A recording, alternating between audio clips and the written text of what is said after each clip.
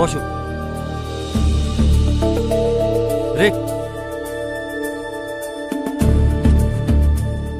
দেখো, তুমি যদি ভেবে থাকো তোমাকে 2 লক্ষ টাকার জন্য চান্স দিয়েছি, তাহলে ভুল ভাবছো। ওটা জাস্ট আমাদের ফর্মালিটি, স্টুডিও খরচার জন্য। রেকর্ডিং হয়ে গেলে তোমার টাকা তোমাকে ফেরত দেওয়া হবে।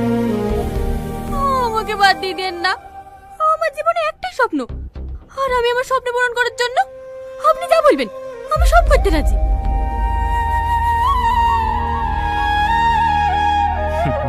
মন খারাপ করো না, আমার হাত যার মাথার উপরে থাকে সে রাতারাতি স্টার হয়ে যায়।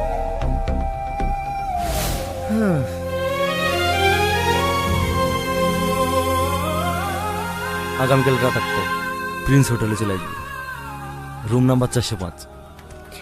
ঠিক আছে। আজকে আমি বলবো কি হতে চলেছে পরবর্তী পর্বে। আগামী পর্বে আপনারা দেখবেন সুমির মনে এক বিরাট দ্বন্দ্বের সৃষ্টি হবে।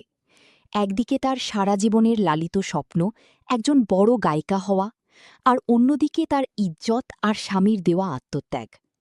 সুমি আয়নার সামনে দাঁড়িয়ে নিজেকে প্রশ্ন করবে, যে স্বপ্নের জন্য লালটু তার পৈতৃক জমি বন্ধক দিয়েছে, নিজের শখের গাড়িটা বিক্রি করে দিয়েছে, সেই স্বপ্ন কি শেষ পর্যন্ত এমন এক নোংরা পথে গিয়ে শেষ হবে?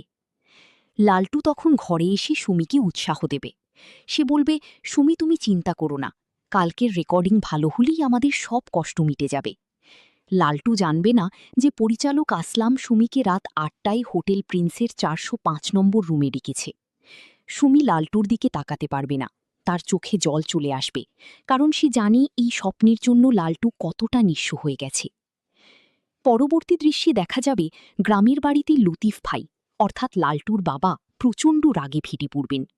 যখন তিনি জানতে পারবেন যে লালটু শুধুমাত্র সুমির গানের জন্য 1 বিঘা জমি বন্ধক রেখেছে, তিনি রাগে কাঁপতে কাঁপতে বলবেন, ওই মেয়ে আমার বংশের মান সম্মান সব ধুলোয় মিশিয়ে দিল, গায়িকা হওয়ার ভূত চড়াতে গিয়ে আমার শেষ সম্বলটুকুও শেষ করে দিল।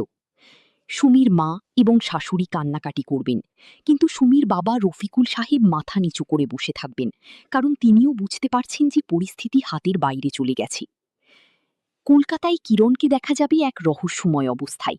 সে কি সত্যিই সুমির ভালো চায়, নাকি সেও পরিচালক আসলামের এই নোংরা খেলার অংশ, সেটা নিয়ে লালটুর মনে সন্দেহ জাগবে। লালটু যখন জানতে পারবে যে সুমি তাকে না জানিয়ে একা হোটেলের দিকে রওনা হয়েছে, সে পাগল হয়ে রাস্তায় রাস্তায় সুমিকে খুঁজতে থাকবে। লালটু চিৎকার করে বলবে, কিরণ, তুই তো বলেছিলি বড় ডিরেক্টর নতুনদের সুযোগ দেয়, কিন্তু এখন সুমি কোথায়? হোটেল প্রিন্সের করিডোরে সুমিকে দেখা যাবে কাঁপতে কাঁপতে এগোতে। 405 নম্বর রুমের সামনে দাঁড়িয়ে সে অতীতে ফিরে যাবে। তার মনে পড়বে সেই অডিশন হলের কথা, যেখানে সময় মতো না পৌঁছনোর জন্য তাকে বের করে দেওয়া হয়েছিল। তার মনে পড়বে আসলাম সাহেবের সেই কথাগুলো, আগামী দিনের মেগাস্টার হতে গেলে কিছু তো স্যাক্রিফাইস করতে হয়। সুমি যখন দরজায় টোকা দেবে, ভেতর থেকে আসলামের কুৎসিত হাসি শোনা যাবে।